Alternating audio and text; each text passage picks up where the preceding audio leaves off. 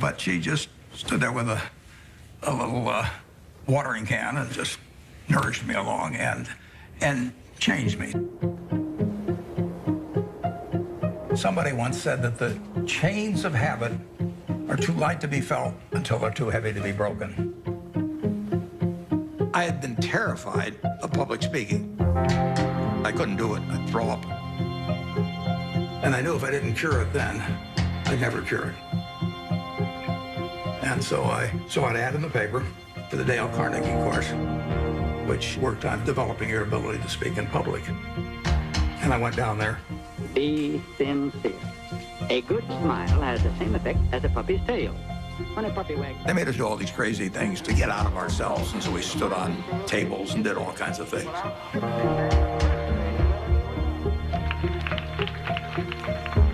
If I hadn't have done that, my whole life would have been different. So in my office, you will not see the degree I got from the University of Nebraska. You'll not see the master's degree I got from Columbia University, but you'll see the little award certificate I got from the Dale Carnegie course. Hello, and welcome to the Dale Carnegie How to Win Friends and Influence People Masterclass course, which is part of the overarching friendship, social skills development courses that were put together in combination with 9 to Noon. I hope you are really excited after that intro to start learning about what I think is really, this and Think and Grow Rich, as I've mentioned in the intro for that course, really, or just throughout.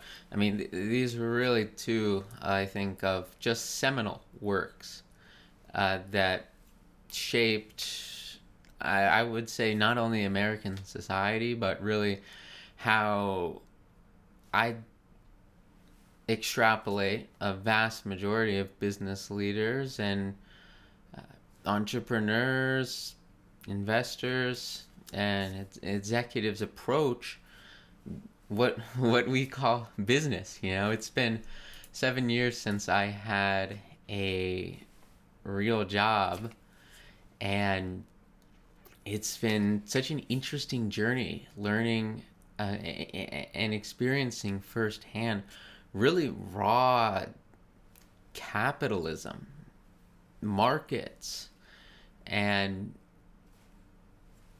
backing your own venture, which I think is pretty well shown through my first startup, which certainly never really went anywhere, but was an incredible learning experience and led to a lot of personal growth and development that primarily brought me to YouTube. So hopefully, maybe a similar path that you're on, learning about this incredibly, I'd say, life-changing content.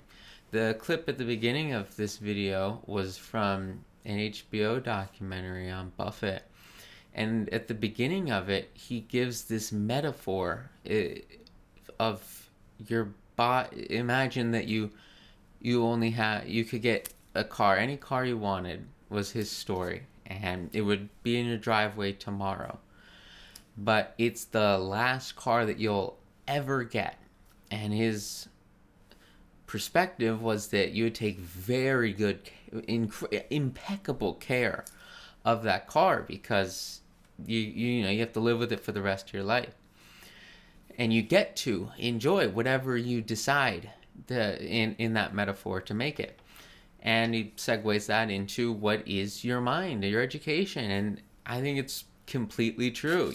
Why aren't student loans removed in bankruptcy? Because when you learn, improve, enhance, and upgrade your skill set up here, there's, save for a freak accident, there's nothing that anyone can do to take that investment in yourself away from you. And it doesn't have to be an investment of money, especially if you can't.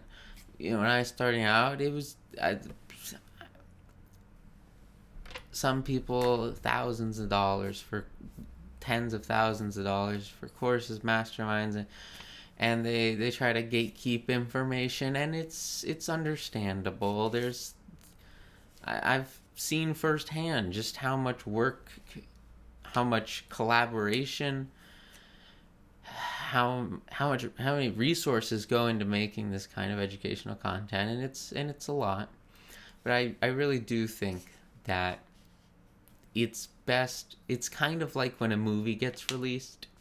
You know, for the first however many months and years, it's in theaters, it's on premium, you got to buy the DVD physically, however the distribution is.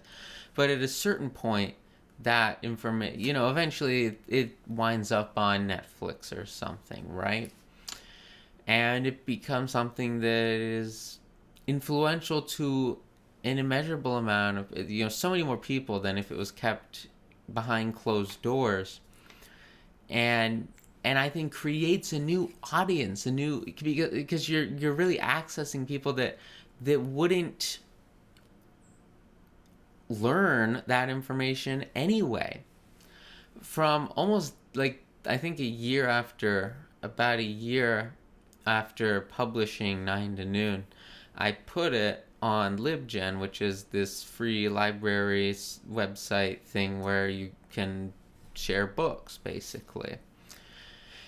And it had no effect that I could perceive on my book sales at the time. Now all the royalties get donated to Junior Achievement Worldwide because they were really influential, and I think there's a lot of really great things that they do. And if you think about compounding, right, if you think about investing in education, in building yourself into the ideal future that you want vis-a-vis your goals, per the Think and Grow Rich course that's on here, that all starts. I think education compounds too, right? So you learn this material, for instance, and now you can build on everything that you've experienced before. You can take this, you can drive through with experience, you can go through the other courses on the channel, and now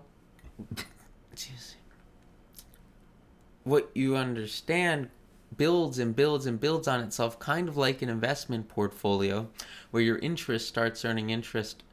I think it's very similar in terms of personal education or learning about, whatever it is you want to do. There are so many incredible resources on I think YouTube really does a great job of decentralizing quality information. There are so many incredible people that will teach you engineering, obviously finance. There's so many tremendous resources. This ideally added to them on relationships. This one doesn't, my course is more geared towards business, and my 3 core assets really are equities, paper assets, currencies and cryptocurrencies, and then building your own business, because I've seen that, and the wealthiest people I know are the ones that successfully built a business from the ground up. And there are so many different kinds. I remember my parents ran a restaurant for about a decade. They opened it with a partner, and it was a really interesting beginning because there was some manipulation and some fraud that went on with that particular partner. My parents were sort of providing the capital for it. He was the operator, and he as the operator had opened a number of similar. It was like a local chain sort of thing, but it was it was like a full American restaurant. And he had 2-3 of these other restaurants that were doing well when they started, but they started doing poorly, especially as the Great Recession dawned. And he started stealing from my parents' restaurant, which was the only one that was actually profitable. It was doing really well. They were doing an awesome job building it out. Great team, great marketing, really enjoyable time, live music, a lot of memories there growing up. Let's wait for it. Come on down. Let's see what the sparklers do. Burn your fingers. better than the lighter. Well, I'm sorry. You're burning my candle. I don't see any sparkling here. Hush, they don't have. I'm waiting for it to be a sparkler. I think we can light. There we go. Happy birthday, dear Jack. Happy birthday to you. Yay! Sparkling a little. Make a wish. Don't blow the sparklers. They'll sparkle for you. Let them sparkle. Do the 5 over here. Here we go. They're starting to sparkle. They had to get down a little further. Okay. Wow, that'll It's work. so lit. Woo, we got a bonfire. Blow it, Jack.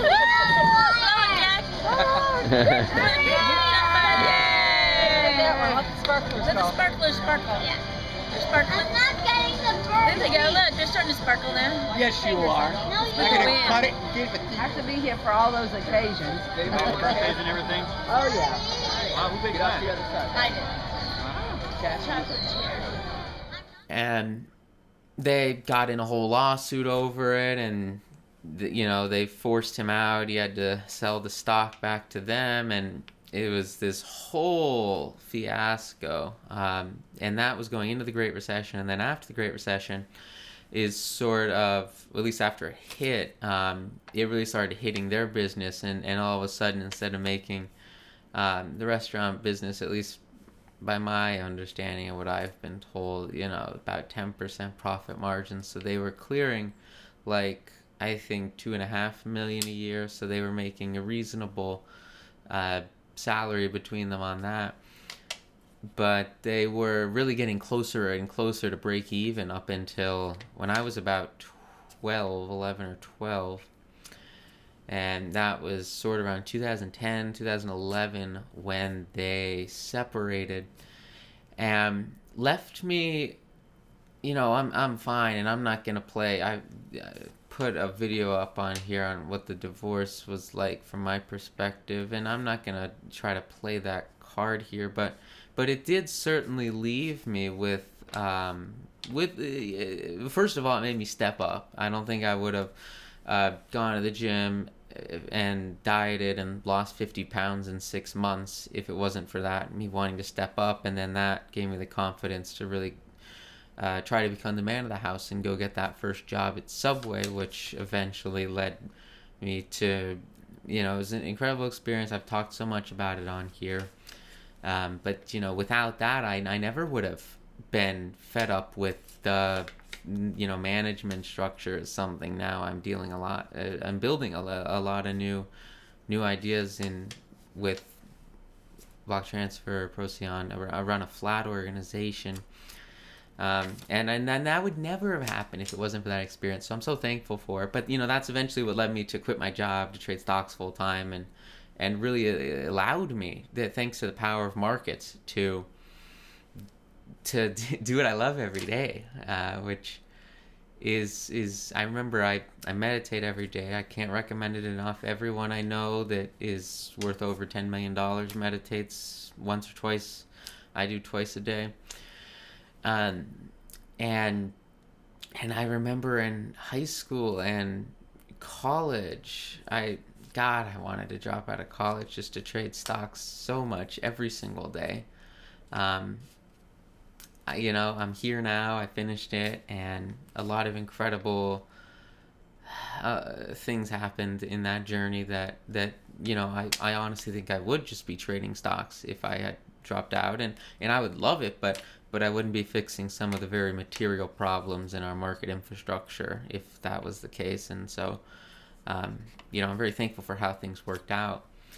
But my point was, when I was meditating every day, I would have so much stress built up over the day. So much.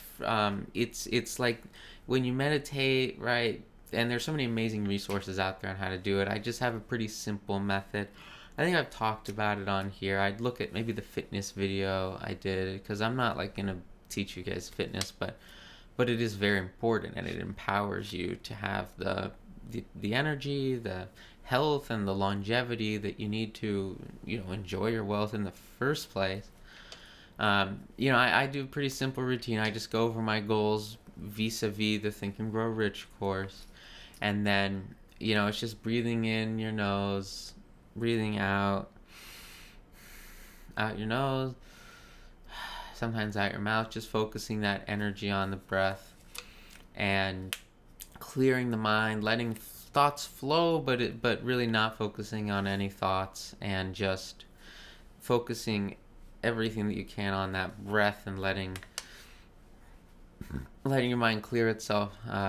There's not a lot of research on this by my understanding, and I've never particularly read anything on this, but I did take a class in college by a doctor who does nothing but study sleep. He has a whole medical practice where all they do is study sleep, and I do believe that the feeling you get if you and just try it out tonight and experience it, it's incredible. There's this pulsating, and I've heard this from so many people. So it should be something like this for you. If it's not, that's okay. I'm not gonna sit here and teach meditation all day, but there are so many amazing resources out there already for that. But there's sort of this pulsing that goes on in your brain as it clears out the junk, and I think what that is cerebral spinal fluid, which is this fluid that comes out in deep sleep, and it clears out alpha, beta plaque acids. I might be. It's been years since I studied this, but it's basically the stuff that causes Alzheimer's, and very similar. The root cause of Alzheimer's, the inflammation from these alpha, beta plaquoids, comes from inflammation in the mind, and so it's my understanding and my experience that meditation really clears that out and removes all that junk and lets you think clearly. It gives you mental agility, gives you strength, sharpness. I can't speak enough to the benefits of meditation, but my point was that I was so stressed.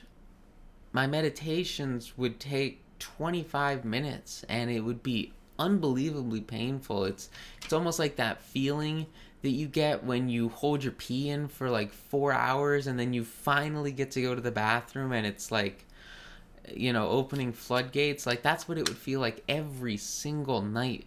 And I because I was doing all these things that I really just didn't want to do because of how sort of the education curriculum was set up. It just I picked computer engineering mainly because of mining and my background there, and it was kind of the only thing that challenged me of sorts. Is like, well, you could change it to some easy thing like the finance stuff that I'd sort of already been teaching for years, but or you could change it to but engineering, computer engineering was kind of the hardest one that they offered for undergrad, and it gave me the opportunity to take a lot of really incredible graduate courses, not just on cryptography and applying that theory, but also on business strategies and platform technologies. And then, of course, that also led to some... I was very fortunate that an early cybersecurity mentor, Jerry, was the CISO at ICE and the NYSE for... he built the whole program out for 20 years. He just decided to start teaching a class in like my last semester there, or the one just before, and that was a pretty incredible experience too. So I'm very thankful for everything. Tech has certainly had an unbelievable focus on entrepreneurship, and I think really certainly did help fuel kind of going all in on this, not having a job when you graduate, and this was our senior design project, and it was the semester before, and we sort of documented everything, talked to clients, and I never realized you had to speak to the market. That was such a foreign concept to me, and it led to so much growth and learning. It has nothing to... Well, it does have something to do with this, because if you want to launch that business, build that idea, scale that startup, I'd say primarily comes down to these social skills. Like Buffett pointed out, he's not just a great investor, he's an unbelievable people person that runs a mammoth organization And you can see through his shareholder letters, his annual meetings, his approach to managing people, that he truly understands some of the paramount concepts documented in this classic seminal work. And that's why I'm really excited to share it with you, because I think it's a public good that will have a profound impact on an immeasurable number of people. And I really love to hear your thoughts and comments throughout as you go through this journey, and it helps you become ideally just a more social, enhanced, and persuasive version of yourself, so that you can get anything that you want. It's all right there for you to grab. And it just comes down to building the personal tool set, the personal skill set up there to make it a reality. So with that said, I do want to just disclose, and this is not just this course, but there were some podcasts I did a while back, and just a minor update. I'm not doing the Stock Market Secrets show anymore, at least right now. I'm really just focusing on building out this infrastructure. I am doing a new podcast through Block Transfer called Main Street Markets, and hopefully it'll stand the test of time. We just started everything up, but I'm putting out a platform there for the everyday investor to voice their perspective on investing, the markets, and the future of our global capital infrastructure. I think we're at the precipice of a reinvention of how we allocate capital to, so instead of only going to LA, New York, or maybe if you're lucky and you're big, you go to Hong Kong. These sparse, centralized, gate-kept sources of capital for innovators that are our future. By and large, there's no doubt about it. They are the answer to job loss from AI, automation, blockchain. All that gets solved when we empower these incredible small businesses to bring, and maybe not all of them work, but just, it's like investing in, dare I say, art, the most opaque and crazy market there is for investing, but certainly a parallel where, 1 out of 100 or 1,000 or however many paintings becomes worth, tons and tons and tons of money. I have no background experience or history in that, but it's kind of a parallel to the idea of investing in private companies, which has historically kind of been gatekept to only a select few that ran, so the fund I ran was an 80-20 with just the 20% of profits. And we had a provision in there for some investors where I even matched 20% of losses.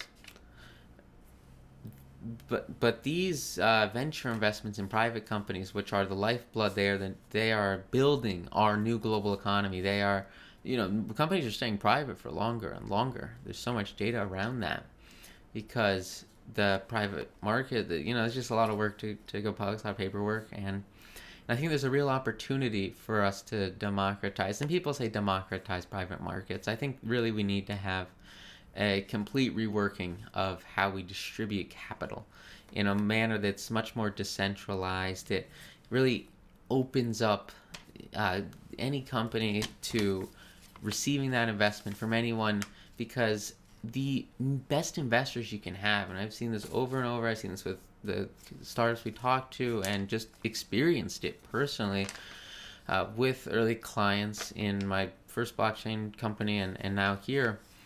The best investors you can get are the ones that really understand what you're doing. And I think that methodology, that belief is paralleled in current federal American securities laws for investing in private companies. It's all based off, it's not all, a lot of it's based on wealth, but they're doing a great job adding. The SEC is doing a great job adding these new qualifications for early stage investments based off of your knowledge of whatever it is they're doing. And I think that it's so silly to think that one venture, one, every, like, it's so, let me give you an example. Okay, there's a lot of firms in Atlanta, and I've been pitching this to them for years. I stopped because I'm starting to realize how this all plays out. I'm starting to understand, that for one reason or another, what we're doing is moderately complex and has sort of weird long-term implications that take a pretty good understanding of market infrastructure to grasp, that not a lot of people right now have, unfortunately. ydrs.org is doing a really great job of educating people about it, which is great news for us. But none of the venture investors that were in town, I mean, Atlanta's a big city, and I pitched and pitched and pitched, and they just don't understand the implications. And so if it would just be easier for new companies to get their message out there of what they're working on and to connect digitally with investors that understand what they're doing, I think it would be so much easier to fundraise new ventures, get that capital in, and in a compliant way, and build a successful, you look at the first stock company in the Dutch East Indies Company, and we could talk all day about the politics of what they did, but the whole idea that you spread that risk out across a group of people that want to go on this journey with you, that want to go, because VC gets such a bad rap, raising money gets from investors gets such a bad rap because they're quite often in private markets.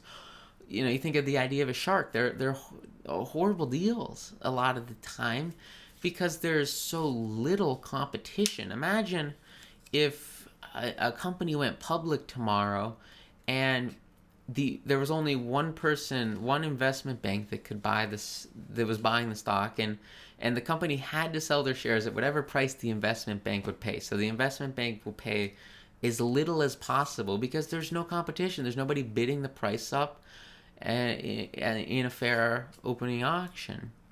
And I feel like we have a very similar situation in the private space with these emerging startups, these small businesses. They're pitching their ideas, but it's like they only, you can only get to so many people when you're manually pitching every single one. You get to maybe 100, 200 people, and you don't have an online audience of people that understand what you're doing and follow your venture.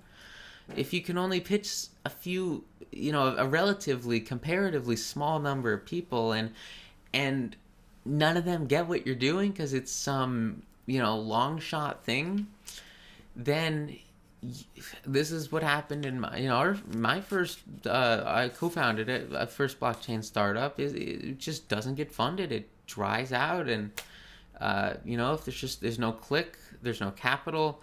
And, capital is the lifeblood of any new business, right? And that's the number one reason that people go bust, because they run out of what we keep score of what we use to keep score in our modern, developed, advanced, and liquid global economy.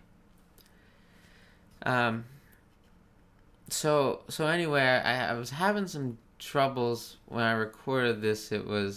I was going through that period where I was incredibly stressed because I was in college doing so much work. I gotta say, my high school was extremely difficult, and so it was kind of like the same amount of work as in high school. I remember in high school I would get home from cross country about 8 o'clock, and then I would stay up until about 2 a.m. doing homework, wake up at 4 a.m. to write a book, and then get to school. And I think I was running on 2 hours of sleep 2 to 4 hours of sleep for a solid half a year during season, and then tracks. And with other. It was a lot. It was just. It was a tough school. I took all APs. I did all the hardest things I could do, and it was all, super helpful, super useful, and and I wouldn't change anything about it. But it was, I mean, that was a pretty similar amount. I mean, at Tech, I wanted to trade Forex so badly. I went on Uberman for over, I think it was 8 months, yeah, and slept 20 minutes every 4 hours, slept 2 hours a day. That happens because that was kind of the environment I was in when I was putting some of this content together. I remember specifically there were days I was recording these, maybe more in the friendship seminar, but I mean, I would stay up for 36 hours in front of a camera, and I know I certainly did that with the stock options masterclass. I had a list of everything I wanted to do. I wrote it at the bottom of that whiteboard that I taught on for the options masterclass, and I just started teaching. You can see in the background of the video, there's people in the auditorium behind me, behind the glass, at the start of the series, and by the end of it, it's about 4 a.m. after the dead of night's passed, and the only reason I stopped, I had like there's like a couple of very, very minor things that I wanted to continue talking about that I don't think are too material. They're pretty well documented in 9 to Noon, and the connections are pretty simple to make. But there, and I couldn't do. I just ran out of energy. I was about to pass out. It's like, okay, that's it. This is the end. I've gotten all the important things down. And walked 2 blocks back home to the freshman dorm.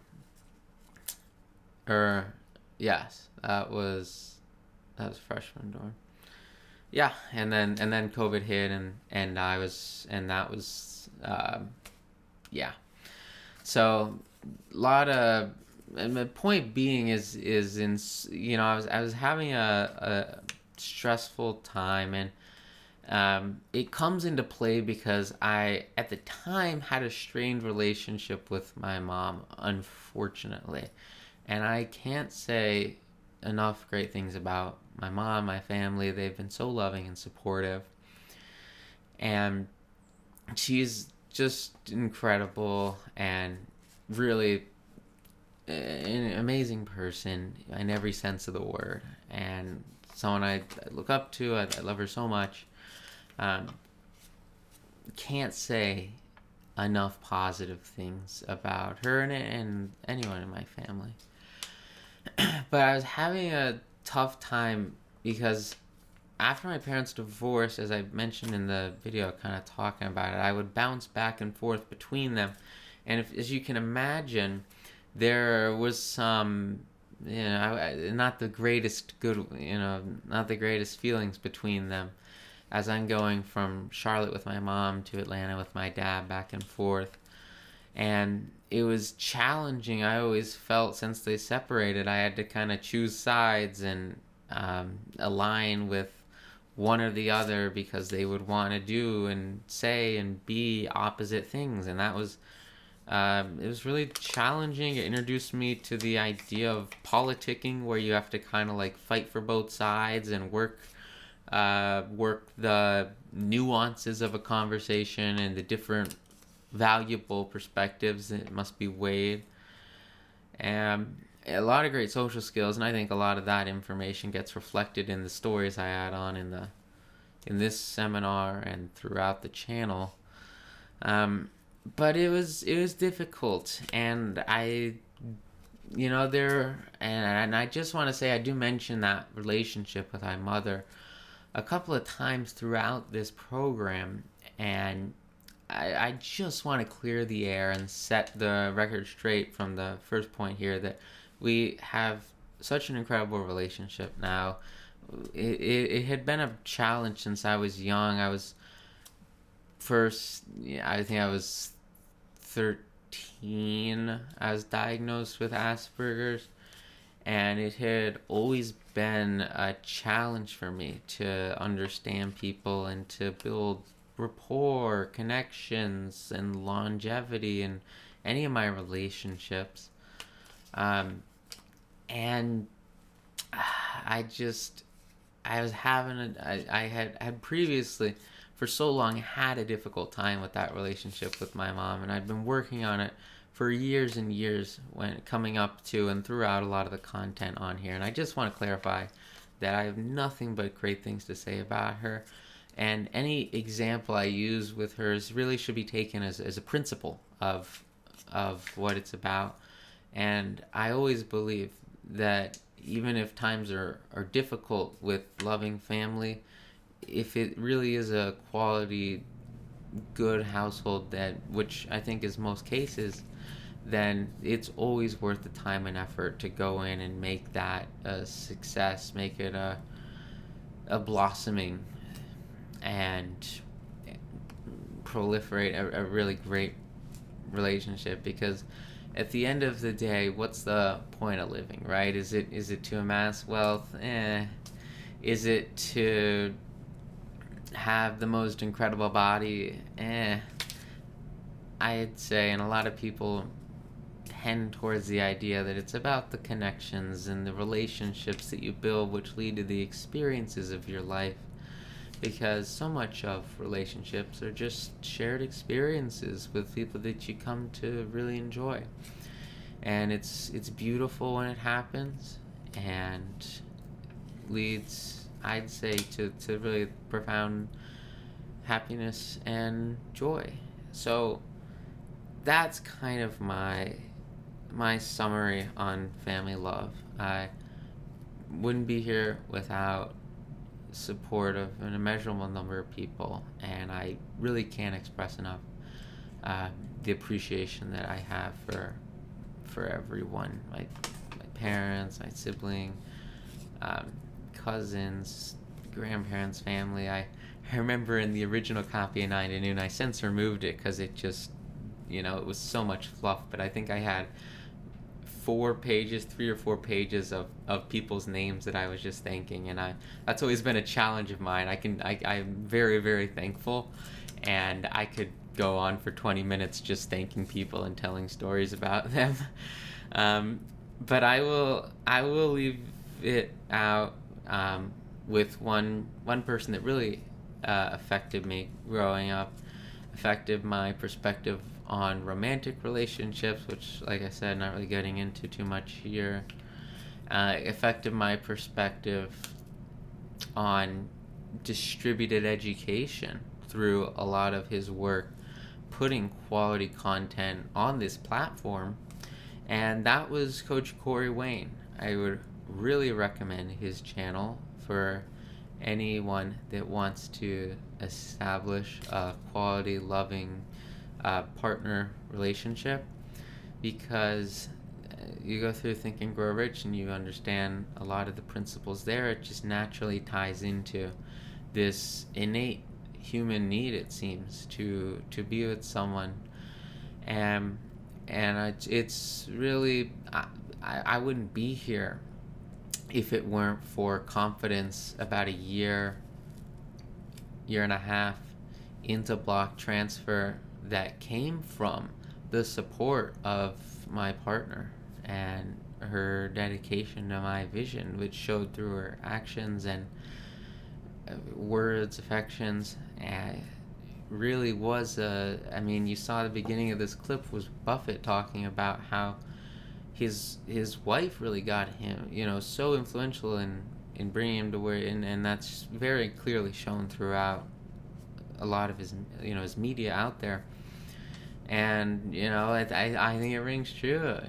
There's always a great partner behind that venture that maybe you don't see in the limelight, but is so crucial. I remember specifically I've learned a lot of really incredible marketing, personal development, but mostly online marketing, building and scaling a business stuff from Russell Brunson.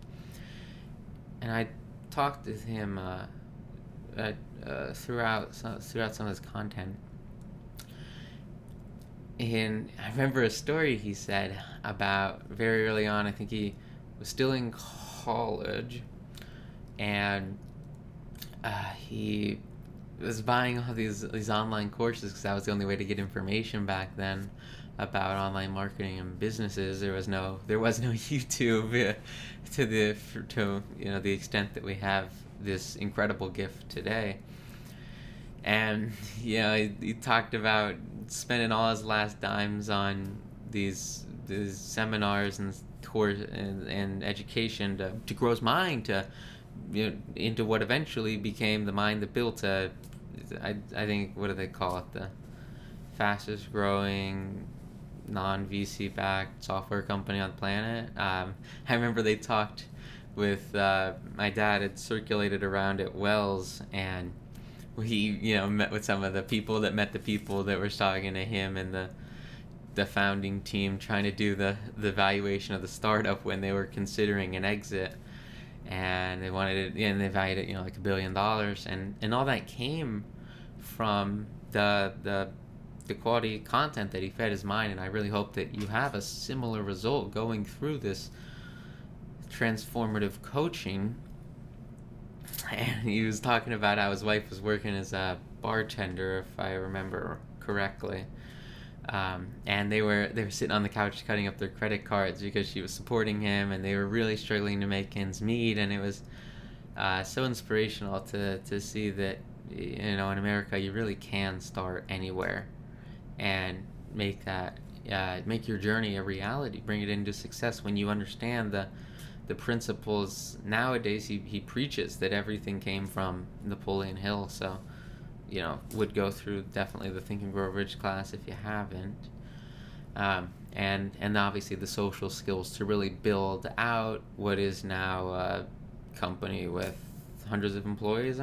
By my understanding, they've got over 100,000 users by my understanding. So yeah, I think this is sort of my last. This is what I'm giving you guys for Wooten Wealth. It is content that, as I've mentioned in past videos, has really shaped my life, shaped everything around me, everyone I know, and I can't recommend it enough. So thank you so much for listening, and I wish you nothing but the best going through this journey. Bye.